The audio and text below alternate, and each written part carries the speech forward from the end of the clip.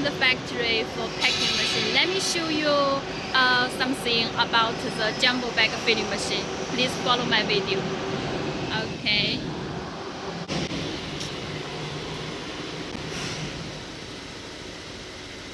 As you can see, they all are jumbo bag filling machine. Let me show you more details about the spare parts. As you can see, this is a very high quality motor. Yeah. Full copperware.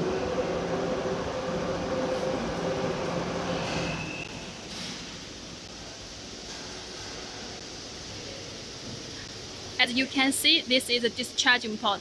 It's stainless steel.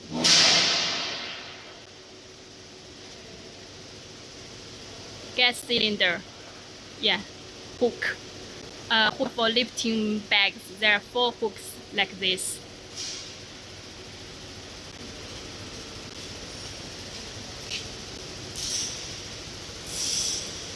This is the control cabinet. Okay, as you can see, all wires are connected before we deliver the machine, and in the factory you can control it very simply, easily, and just press the button. You can control all motions of the machine.